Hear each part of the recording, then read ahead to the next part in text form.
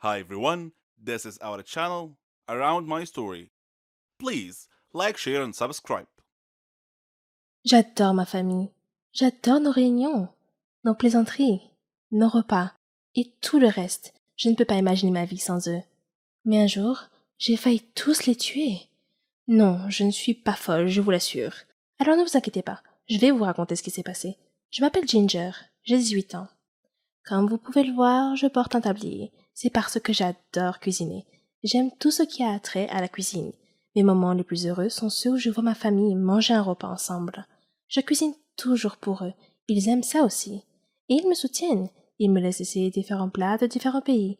J'aime écouter leurs opinions sur mes compétences culinaires. Je suis également accro aux émissions de cuisine. Un jour, ma cousine Charlotte est venue nous rendre visite avant Thanksgiving.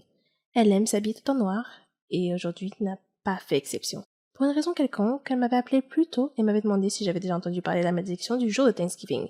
J'ai répondu non, bien sûr.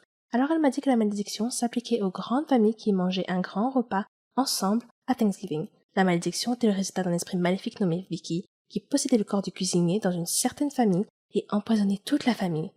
Elle a dit que Vicky était une femme au foyer qui était une excellente cuisinière et qui aimait sa famille.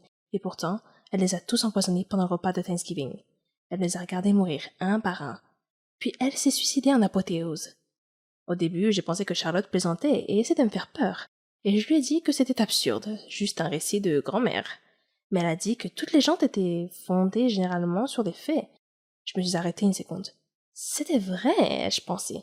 Je suis allée dans ma chambre et j'ai cherché sur Internet. J'ai trouvé les mêmes informations sur la malédiction qu'elle m'avait transmise, ce qui m'a effrayée encore plus.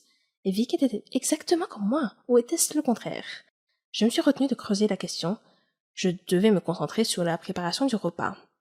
Le jour de Thanksgiving, mon père a fait quelques courses, parmi lesquelles il y avait une bouteille d'un liquide blanc, que j'ai supposé être du lait, bien que cela sentait bizarre, mais je pensais que j'imaginais des choses. Ma tante appela pour dire qu'elle arriverait quelques minutes plus tard. Alors j'ai dû me dépêcher pour terminer le repas rapidement. Ma touche finale était le dessert. Ce serait un bonbon à la citrouille. Je le préparai en utilisant le lait que papa avait ramené à la maison. Après que tout le monde soit arrivé, je servis le dîner, et nous nous assîmes tous et priâmes avant le repas. Puis tout le monde commença à manger. Les choses se passaient bien. Tout le monde discutait joyeusement et me complimentait sur la nourriture. J'étais ravie, mais je n'arrivais pas à me défaire de cette impression que quelque chose n'allait pas. J'ai regardé Charlotte, mais elle s'est contentée de sourire pour me soutenir. Soudain, une à une, les personnes autour de la table ont commencé à se serrer le ventre et à gémir de douleur. La dernière chose avant que je perde connaissance a été mon frère appelant l'ambulance. Lorsque je me suis réveillée plus tard, j'étais allongée dans un lit d'hôpital aux côtés de tous les membres de ma famille, qui étaient également allongés dans les lits d'hôpital. Le médecin est entré et a annoncé avec joie que nous allions tous nous en sortir. Puis, il m'a regardé, m'a fait un clin d'œil et m'a dit « La prochaine fois, jeune fille, je vous suggère de ne pas utiliser de la peinture blanche dans votre cuisine. » Et c'est ainsi que j'ai presque tué ma famille aimante. Nous souhaitons tous vivre un conte de fées, quelque chose qui sort tout droit de nos rêves. Malheureusement, ce n'est pas toujours le cas.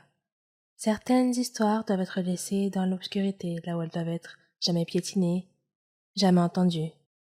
La mienne est une de ces histoires. Je m'appelle Amanda. J'ai 19 ans. Je vis avec mon père et mes 3 sœurs dans le sous-sol. Oui, vous m'avez entendu, le sous-sol, pour nous protéger des envahisseurs extraterrestres. Je ne suis pas folle, c'est vrai. Et le plus étrange reste à venir. Mon père travaille dans un centre de recherche scientifique. Et pour une raison inconnue, ils l'ont viré. Maintenant, il gère une petite bibliothèque. Le salaire n'est vraiment pas très élevé, mais c'est plus que suffisant. Quant à ma mère, elle est morte mystérieusement. Un jour, elle est rentrée tard du travail. Et quand papa est rentré, et que nous lui avons dit qu'elle n'était pas encore arrivée, il a appelé la police. Ils l'ont cherchée partout, et ont finalement trouvé son corps dans la rivière. Il était déjà trop tard. Le coupable était inconnu. Il n'y avait aucun indice, aucune trace de quoi que ce soit. Ce jour-là, papa nous a réunis pour nous dire un secret. Il nous a dit que les extraterrestres avaient tué notre mère. Nous étions jeunes alors. Nous ne saisissions pas ce qu'il disait. Mais nous savions que papa ne mentirait pas. Il nous a aussi montré un papier avec une écriture étrange. Il nous a dit que le papier disait que les extraterrestres allaient envahir la Terre en quelques jours. Nous étions choqués. Ne sachant pas ce que nous devions faire, nous avons commencé à pleurer. Papa a donc décidé que nous allions vivre dans le sous-sol de la maison jusqu'à ce que l'invasion soit terminée. Le lendemain, il est sorti. Et quand il est revenu, il avait toutes sortes de nourriture et de boissons. Il verrouilla toutes les portes et les fenêtres. Il déplaça tous les appareils électriques au sous-sol. Nous n'étions même pas autorisés à regarder la télévision ou à avoir un quelconque contact avec le monde extérieur, et nous avons commencé à vivre au sous-sol. Une de mes sœurs était malade, mais parce que nous n'avions pas le droit d'avoir de contact avec le monde extérieur, elle est morte. Les jours passaient, l'un après l'autre. Nous étions complètement isolés. Chaque fois que nous manquions de nourriture, papa partait nous en chercher, au péril de sa vie. Bien sûr. Il nous enfermait toujours dans la cave pendant son absence. Un de ces jours, papa était parti pour nous chercher de la nourriture, mais quand il est revenu, il pleurait. Il disait que des extraterrestres avaient envahi la Terre, que la race humaine était en voie d'extinction, que nous étions parmi les rares qui restaient sur la planète. Après cela, le comportement de papa est devenu plus étrange. Il s'asseyait seul et marmonnait tout seul. La mort arrive. Tout est perdu. Et le temps passait indéfiniment. Des années semblaient s'être écoulées dans ce sous-sol. Un jour, papa est revenu de son voyage. Il avait un regard étrange et effrayant dans ses yeux, et il avait un pistolet à la main. Il nous a regardés et a dit « Je ne permettrai pas aux extraterrestres de vous tuer. Je vais vous épargner leur torture. Je vais mettre fin à cela moi-même. » Et il a pointé le pistolet dans notre direction. Mes sœurs et moi avons couru vers la porte, en la frappant de toutes nos forces, en appelant à l'aide. Il cria comme un fou et dit « Mort à tous !» Avec tous nos coups, la porte est ouverte. Nous avons couru. Toutes les portes et les fenêtres étaient barricadées avec des planches de bois, toutes sauf une. Nous avons couru dans la rue et nous avons été frappés. Des humains normaux se promenaient partout. Et quand ils nous virent, ils crièrent et dirent « Les fantômes du manoir de Denver !» Nous ne savions pas ce qui se passait. Mais papa sortit après nous et commença à tirer au hasard. Des gens le ligotèrent et appelèrent la police. Quand la police arriva, elle nous dit la vérité, que papa perdit la tête après avoir été licencié du travail, et quand maman le confronta, il la tua, et ce fut la fin. Je ne suis pas beaucoup les infos. Les crises internationales, les crimes, les enlèvements, toutes ces choses me consternent. C'est comme si notre monde était une jungle dangereuse, et je n'aime pas ce sentiment, car je suis une fille paisible, qui aime éviter les problèmes. J'étais loin de me douter que mon monde paisible allait être secoué par l'un de ces tristes événements. Je m'appelle Marsha, et j'ai 18 ans. Je vis avec mes parents et ma petite sœur, Marilyn. Ma mère m'a souvent prévenue d'être vigilante et d'éviter les situations dangereuses. Elle m'a dit que les gens pacifiques peuvent vivre dans un monde pacifique s'ils choisissent de le faire. Mais ce n'est pas tout à fait vrai. Un jour, j'étais à la fête d'anniversaire d'une amie, et nous étions en train de rire, de manger, de jouer et de passer un bon moment. Je ne faisais pas vraiment attention à mon téléphone, mais quand j'y ai jeté un coup d'œil, j'ai vu que maman m'avait appelé plus d'1 million de fois, vers minuit. Elle était visiblement inquiète de me voir sortir si tard. Alors j'ai décidé de me dépêcher de rentrer. J'avais peur de prendre un taxi seul, mais je devais me dépêcher de rentrer. J'ai donc marché jusqu'à la rue principale, qui était très faiblement éclairée, et j'ai vu un taxi tout près. Mais quand je me suis approchée, j'ai vu que toutes ses vitres étaient éteintées. Et je ne me suis pas sentie à l'aise. J'ai cherché un autre taxi, mais le chauffeur de taxi a ouvert la porte d'entrée et a souri. Son âge avancé et son sourire amical m'ont désarmé, et m'ont donné un sentiment de sécurité. Alors je lui ai demandé de me conduire chez moi, et j'ai sauté sur le siège arrière. Il m'a demandé pourquoi je marchais seule dans une rue mal éclairée si tard dans la nuit, et je lui ai parlé de la fête et de ma perte de la notion du temps. Il m'a prévenu de ne plus sortir tard le soir, car c'était un moment dangereux pour sortir.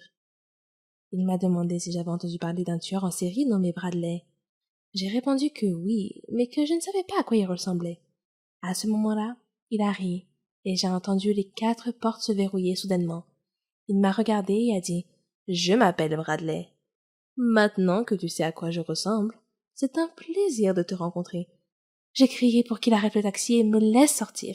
Il a simplement déclaré que les simples erreurs peuvent parfois avoir le plus grand impact sur nos vies. Il s'est vanté que je serais un ajout parfait pour compléter sa collection de crânes. Dans la panique, j'ai attrapé sa ceinture de sécurité et j'ai commencé à l'étrangler avec. J'ai exigé qu'il arrête la voiture, mais il a refusé. J'ai commencé à l'étrangler de plus en plus fort jusqu'à ce qu'il finisse par perdre le contrôle de la voiture. La voiture a quitté la route, a fait plusieurs tonneaux et s'est retrouvé à l'envers. Heureusement, j'étais encore consciente et ai pu sortir de la voiture renversée. Il a essayé de m'attraper pendant que je rampais, mais j'ai réussi à lui échapper. J'ai couru jusqu'à la route principale et j'ai fait signe à une voiture dans laquelle se trouvait une famille. Une fois arrivée à la maison, j'ai raconté mon horrible expérience à maman, qui m'a emmenée au poste de police. Après avoir écouté mon histoire et ma description du type, la police a promis d'enquêter et d'attraper le criminel dès que possible. Cette expérience m'a marquée à vie, mais je sais maintenant que je dois être forte si je veux continuer à vivre. Quelques jours plus tard, j'ai reçu un message d'un expéditeur anonyme qui disait « Sois prête pour la prochaine balade. Ce n'est pas la dernière fois que l'on se voit. » Je m'appelle Ginny. Vous pouvez m'appeler la mauvaise fille si vous voulez. C'est comme ça que les enfants du quartier m'appelaient. J'ai une longue histoire à vous raconter. J'étais l'aînée d'une fratrie de 5 enfants. Ma mère est morte de maladie et mon père a été estropié dans un accident de voiture. Il ne pouvait pas marcher et devait utiliser un fauteuil roulant. Voir mes frères et sœurs souffrir de la faim et de la pauvreté était un spectacle constant à la maison. Mon père était déprimé. Nos voisins nous aidaient beaucoup, mais j'étais constamment inquiète de ce qui se passerait s'ils arrêtaient un jour. J'ai donc décidé de trouver un emploi. Je savais que ça ne serait pas facile, car je n'avais que 15 ans. Qui voudra embaucher une jeune de 15 ans? Malgré mon appréhension et mon manque de confiance, j'ai décidé de trouver un emploi. Je me suis rendue dans de nombreux endroits, des boutiques de vêtements, des magasins de fleurs, des épiceries. La réponse était toujours la même. Nous n'embauchons pas pour le moment. Un jour, me sentant déprimée, je me promenais sans but précis, quand, soudain, je me suis retrouvée près d'un hôpital. Sur une impulsion, j'y suis entrée. J'ai vu une infirmière, mais elle semblait trop morose pour parler.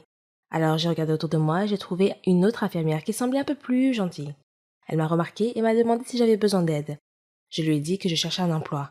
N'importe quel emploi. Je serais même prête à passer la serpillière et à nettoyer. Elle a compati et m'a dit de ne pas m'inquiéter. Puis, elle est allée dans le bureau du directeur. J'étais inquiète. Étais-je dans le pétrin? 1 minute plus tard, elle m'a appelée pour rencontrer le directeur. Il avait l'air très gentil et il m'a demandé tranquillement mon nom. Je lui ai dit que c'était Ginny. Il m'a dit que Martha, la gentille infirmière qui m'aidait, lui avait dit que je cherchais n'importe quel emploi disponible. Il a dit qu'il avait un travail pour moi, mais qu'il craignait que cela ne pose problème. J'ai ressenti une pointe de peur et j'ai demandé quel était le problème. Il m'a répondu que je devais travailler de nuit. C'est tout? Je me suis sentie tellement soulagée, j'ai immédiatement accepté. Il a dit qu'il aimait mon enthousiasme et que je pouvais commencer demain. J'étais si heureuse. Je suis rentrée rapidement à la maison. J'ai embrassé mes frères et sœurs et j'ai embrassé la main de mon père. Je leur ai parlé de mon nouvel emploi. Mon père m'a regardé avec tristesse et m'a dit que j'étais trop jeune pour avoir à porter cette responsabilité. Je lui ai dit que ce n'était pas grave et que je pouvais y faire face. Quand je partais travailler à l'hôpital tous les soirs, il y avait une bande de jeunes qui traînaient toujours dans le quartier. J'espérais qu'ils ne me dérangeraient pas, mais mes espoirs étaient vains. Ils se moquaient de moi chaque fois que je passais près d'eux. Mais je n'en ai jamais parlé à ma famille. J'ai commencé à travailler comme femme de ménage, mais grâce à mon assiduité et à mon intelligence, j'ai pu en apprendre un peu plus sur les soins infirmiers, ce qui m'a permis d'être promue. D'abord comme aide-soignante, puis comme infirmière. Mes collègues m'ont beaucoup soutenue. Tout était presque parfait, à l'exception de la bande du quartier qui m'embêtait sans cesse et m'appelait Ginny la mauvaise fille. Je souhaitais qu'ils s'en aillent et qu'ils me laissent tranquille. Puis, un jour, un miracle s'est produit. Alors que je travaillais à l'hôpital, les brutes du quartier sont arrivés avec leur chef. Il était gravement blessé. Son corps entier était couvert de sang et criait pour que quelqu'un vienne l'aider. Quand ils m'ont vu, ils m'ont supplié de le sauver. J'ai travaillé rapidement avec les autres membres du personnel. Son état était grave. Il avait été victime d'un terrible accident de moto. Le personnel et moi avons travaillé fébrilement pour stabiliser son état et le soigner. Après l'avoir stabilisé, j'étais épuisée. Soudain, quelqu'un s'est approché de moi. C'était le gang du quartier. Ils se sont excusés de s'être moqués de moi et m'ont demandé de les pardonner. Ils ont dit qu'ils ne savaient pas que je travaillais dans un hôpital. J'ai souri et leur ai dit que tout allait bien et que je